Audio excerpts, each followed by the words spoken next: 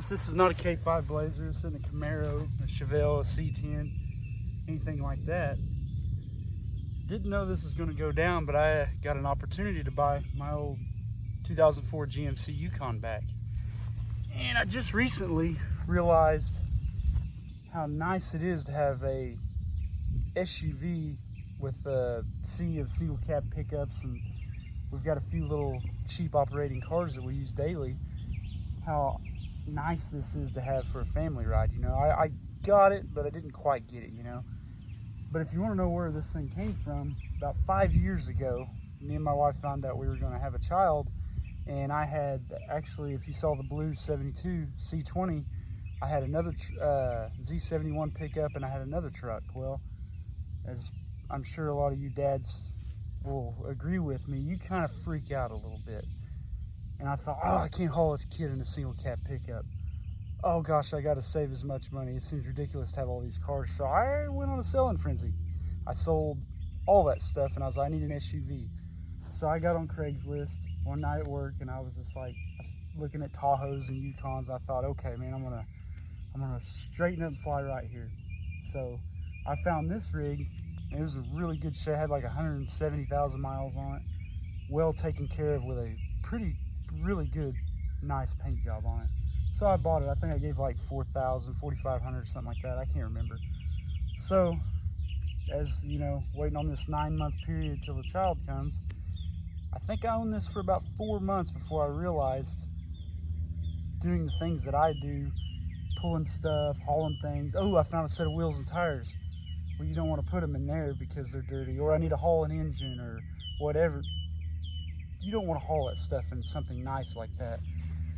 So I was like, holy moly, I need to get another truck. And this time I was done with the half-ton pickups. Like, you know, yeah, a half-ton pickup works pretty good, but really when you're pulling like my red Ford, you're pulling 7, 8, 9,000 pounds with all your gear, all your stuff. You really need a 3/4 ton. You need the brakes, you know what I mean? Even though I don't want a diesel because of the expense, and I have nothing to push a diesel very hard.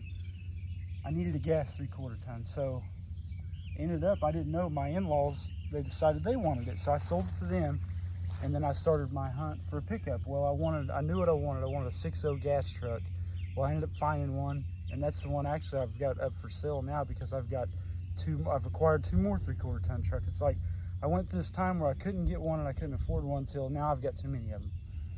This is the way it goes.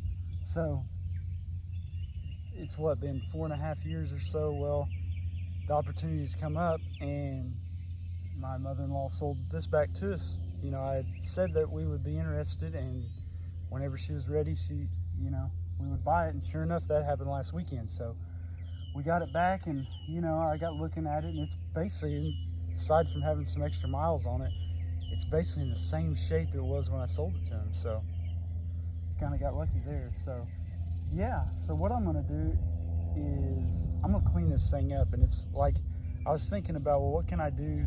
Because a lot of people, these older cars are getting very, very expensive, very hard to find. And I was like, well, I'll show people what I do to stuff when I get it to spruce it up, make it look a little bit better. Now, I'm no detail guy, but I'm gonna go over, like, I'll show you some things on this thing that I'd like to spruce up and clean up. And it doesn't take a lot of money to do it. It just takes a little bit of time, a little bit of elbow grease. But if you look, you've got a really nice paint job, but the chalky, and this is my dislike on late model cars, is all of this plastic, man. I've already took and washed this thing and scrubbed it, but I'm sure there's other ways and things you can use on it, but I always just take and really scuff them up and clean them. You can see the scuff marks in it from the SOS pads and the Scotch-Brite I used. I'm gonna paint them a semi-gloss black, and then I'm gonna clean on the frame, and I'm gonna use the POR 15 on that. And I actually done that on that white 2002 GMC. I did the whole frame, everything I can get to while the bed was on it, and it really will spruce up the vehicle. But it's just hard to have this really nice paint job with this dirty frame sticking out, and then these chalky plastic fender wells. So I'm definitely gonna do some cleaning up there, and then I'm gonna repolish these wheels. And then I notice these tires are gonna need to be changed. So I'm trying to figure out what tires I wanna put on it. And this one, actually, I don't know if you can see, it may be on the bottom side, but it's got a pretty good split in it. And these tires are only 5 years old. When I bought this thing, the previous owners had spent like $1,200 on these Cooper tires, and they don't have 20,000 miles on them, and they're splitting and busting. So I'm definitely not happy with these Cooper Discovers that are on it. They should have definitely, and this thing has been under a carport, out of the weather, out of the sun. It's been pretty well taken care of. Even when I bought it, it was garage kept. When I had it, I put it in the garage, and then when I sold it, the in-laws, they had it under a carport, out of the sun. So it's like, I think those tires should have held up a little bit better. But if you notice, this thing has got a really, really good body, really good paint job. And the only damage, and that was on there when I got it, is that scrape mark. And I know a lot of people was like, oh man, my wife did that or something. I'll tell you right now, it's going to be me that puts the scratches on it, because I just seem to have more little mishaps, and my wife doesn't mess up nothing. I mess up more stuff than she does. But yeah, it'd be cool if it had the barn doors. I don't even know if the Tahoe came with the barn doors, but you know, this is exactly how I got it aside from washing it. So yeah, I'm just gonna do a light detail on it, just clean it up. It does have 200,000 miles on it, just rolled over. But you know, I know everybody's got the old mindset, when something gets 120,000 miles, they dump it because they think they're gonna have a lot of problems. But with the unreliability and the problems people are having with these new cars and how just plasticky and cheap they're made, these things now are pretty valuable, and you can still work on them.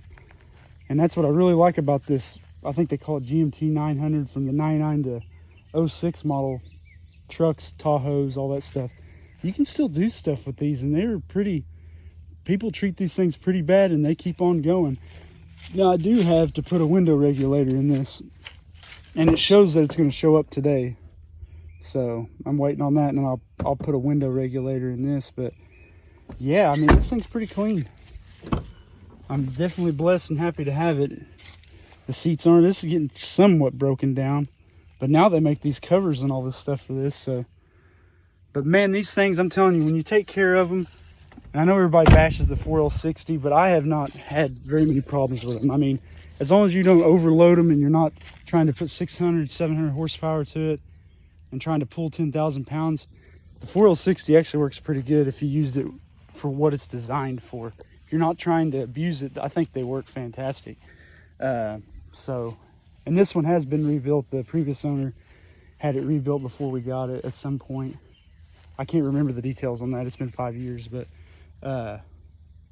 yeah, man, that's, you know, with maintenance, taking care of it, not just dogging it out completely. I've drove some of these with like 380,000 miles, and I was so surprised at how well it drove and still handled, and the power.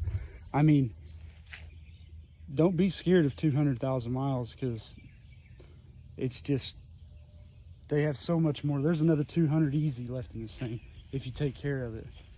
And the money you'll save not making big car payments and, you know, all that expensive maintenance. They make really good family vehicles. So I'm really happy to have it, and let's get this thing in there and get to cleaning. Finally, I got the garage all cleaned up. I got the Yukon in here. I'm gonna put it on stands, take the wheels off. But the best thing is, for me anyways, I have to have a clean area. And this place is a mess, man. I had to reorganize it. We got a storm coming tonight, so I don't like to let anything that I care about sit outside. So I gotta pack all this stuff in here like sardines. So yeah. And then now, the reason why I was getting this, if this Blazer wasn't running, I'd have to push it or move it or scoot it to the side and put it on dollies and all that stuff. And I'm sick of it. I can start this, move back and forth.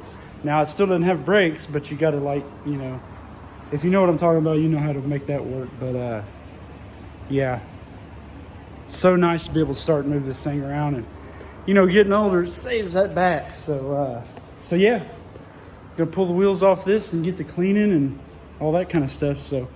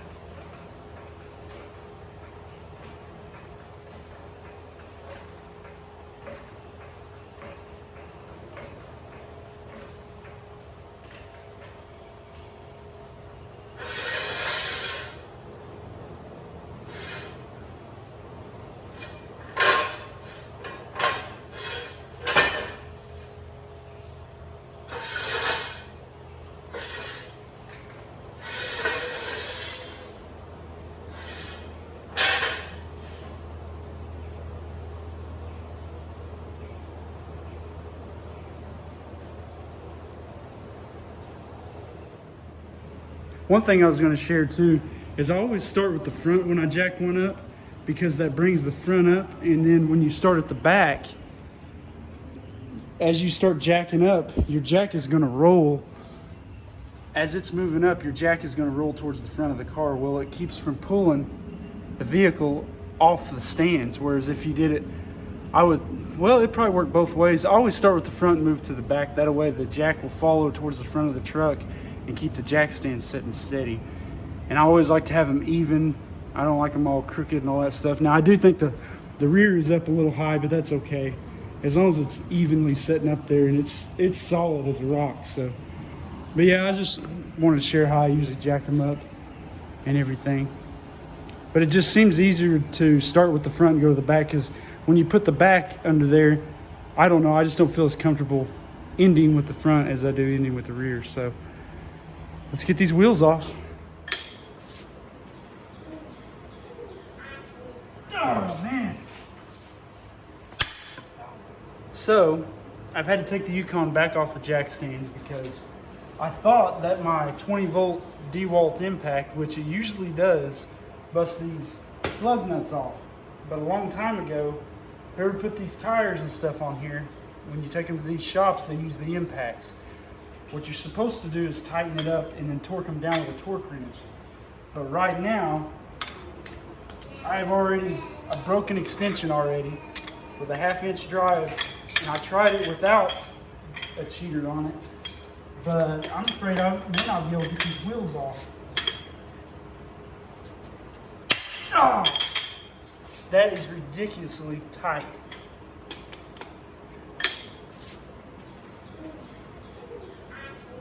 Oh man. Oh my God.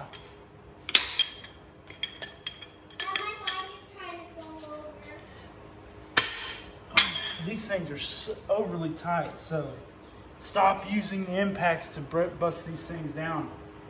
It's just ridiculous, man.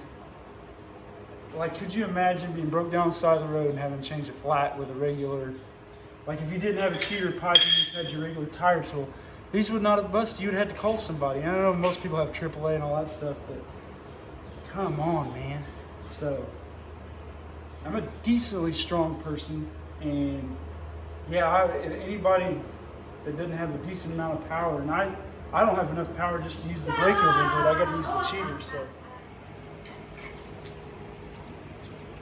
Dad, I want to be ice. Okay. Ice one. Ah, man. Oh, that was loud. Look at that. I've had to turn the wheel just to get that loose. Like, Dad, it was ridiculous. fun. Dad, it was ridiculous. Ah. There we go. Not so bad. Daddy, my tool is stuck. 1 second. I'll help you with that. Oh my gosh.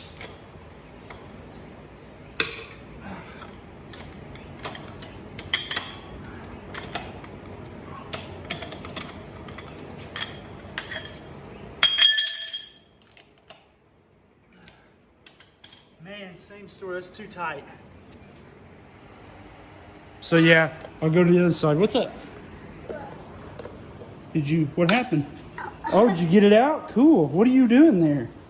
Just working on my bike. You working on your bike? Yeah. That's cool.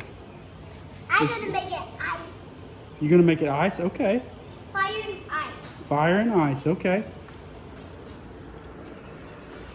Well, get it fixed up. I'm gonna try to take these other two wheels off Okay. without breaking my back. I'll make it. So yeah, I'm gonna move to the other side and do that.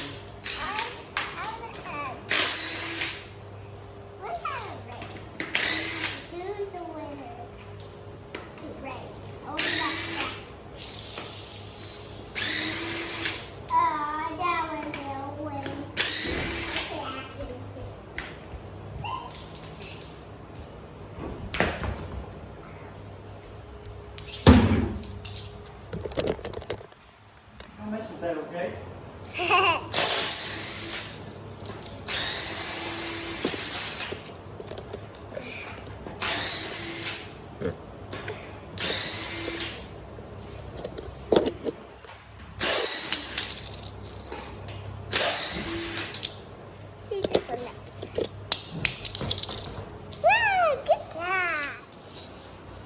wheels are finally off. I still got to take the other side off, but look how dirty and chalky that looks. We're getting ready to fix that. And this frame, it's got that surface rust on it. We'll hit that with some scrub pads and clean it up. What's that car look like? What is it? Dad, I want a different car. Well, okay, we'll get some different cars in Dad, there. I want a big one. But yeah, definitely could use some cleaning. But relatively, this thing's in good shape, man. Not bad at all. No rust at all in the rockers. No leaks either. Aside from the condensation dripping out of the muffler. But I'd say it's definitely a pretty good truck. So we'll start cleaning and painting on that frame, and I'm gonna order a new set. I already got like a light coat of paint on the plastic fender wheels. I got to get some more paint. I ran out the other night, but I got all the fender wheels just kind of blacked in a little bit. But now I'm going to start, and you can see I just use a wire brush. Just kind of hit the outside of the frame to knock all that rust and dirt and loosen it up. I'm going to do the best I can. I can't get in here all the way, but you can see how easy the wire brush and stuff works. Just get it in.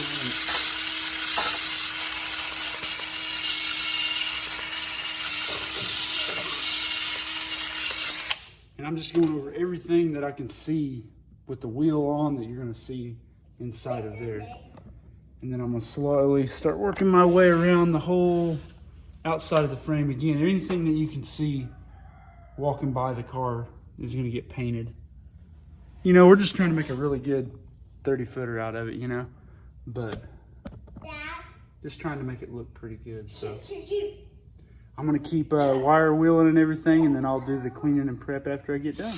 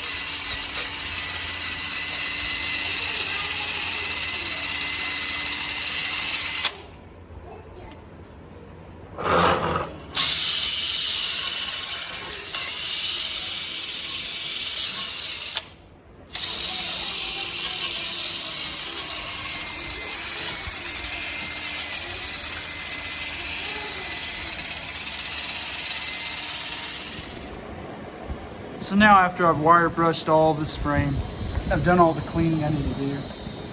Now I'm just going over my prep work. I'm using some lacquer thinner. You can also use mineral spirits. And I'm just trying to wipe everything down. I've already basically started at the back and just worked my way up. And I'm just gonna keep going around until all of it's pretty clean. And I'll go over, that's just the first rag that I wiped with, so I'm gonna start another one. And then after I go completely around it and get everything that the paint's gonna touch, I'm gonna go and get another rag and just give it one last wipe down and try to get it cleaned up. So yeah, I've only been out here for like 2 hours since I started on it. It doesn't take a lot of time. It seems like it would, but really if you just stay after it, it doesn't take forever to do. So yeah, I'm gonna wipe this down and just let it set overnight, and tomorrow I'll brush paint it. It's like 10 a.m. and it's already like 103 degrees in my garage, so it's getting pretty hot. So I'm gonna finish wiping this thing down. I'm at the point now, I've pretty much wire brushed everything, cleaned it, prepped it, wiped it down. I've went over it twice with lacquer thinner, getting it loosened up. I'll probably make one more pass like mineral spirits, but as of right now, it's as good as it's going to get.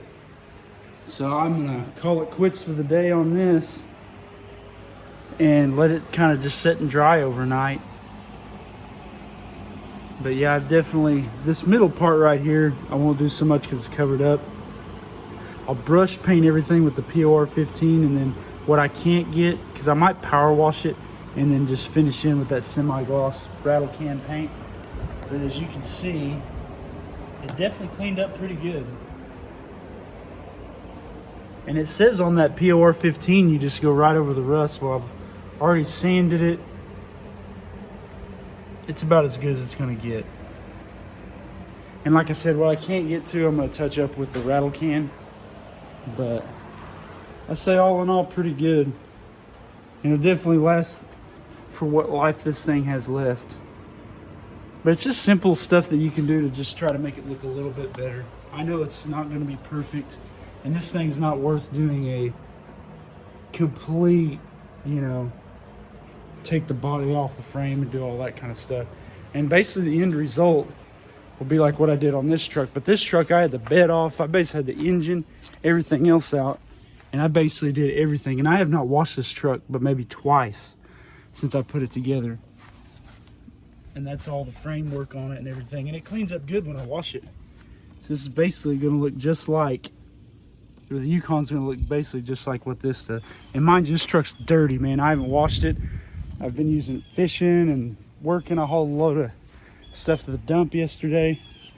So yeah, I'd say that stuff is going to hold up pretty well. And again, it looks way better than that ashy looking plastic and surface rust and everything. So yeah, it's almost 11 in the morning, 11:30, and it's already hot, man. Oklahoma is being relentless.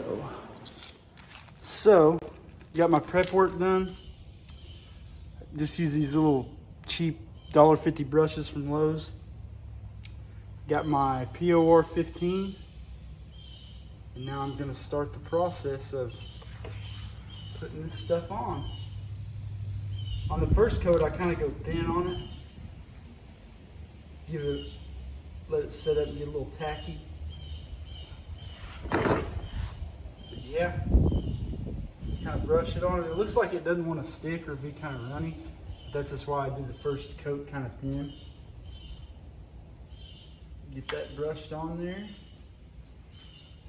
But I like to give it 2 good coats and then just let it set for a while. And the good thing is we have this heat, and it's really going to make it set up really well. I had a hard time doing this stuff in the winter time, but I used my grandpa's garage because, man, that thing's got an old gas stove in it, and I can get it up to about 80 degrees when it's in the 20s out there.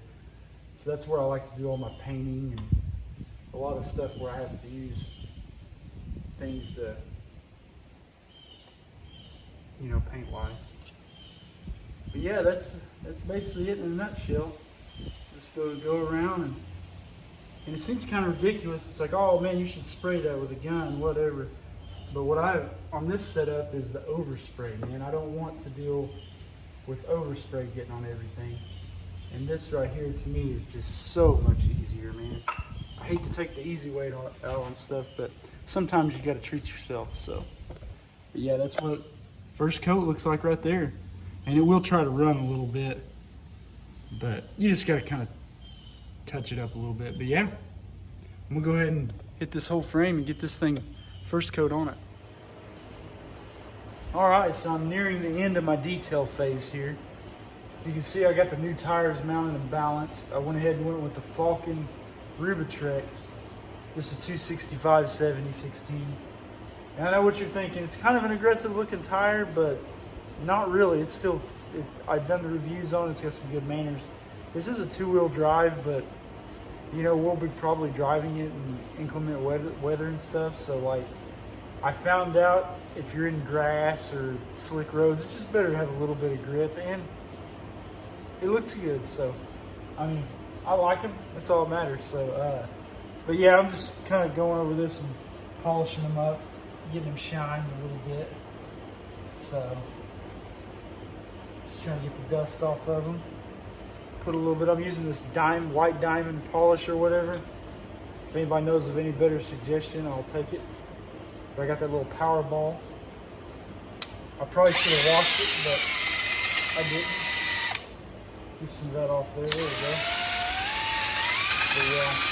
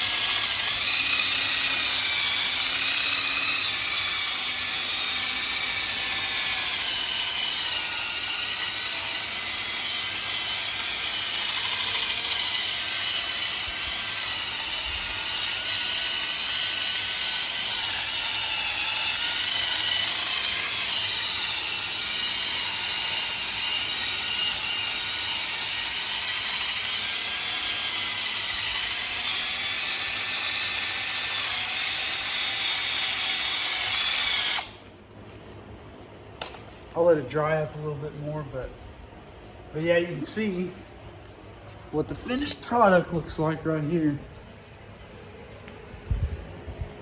Shines up pretty good.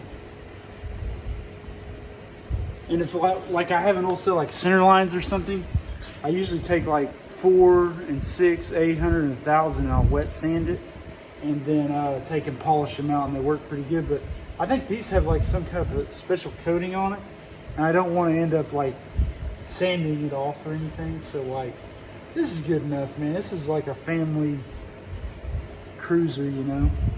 But yeah, look at that frame, looking good. Looking pretty nice. Like I said, not perfect, but definitely better than it was. So let's get these other wheels done, and then we'll put it on the ground and move it outside and call it quits.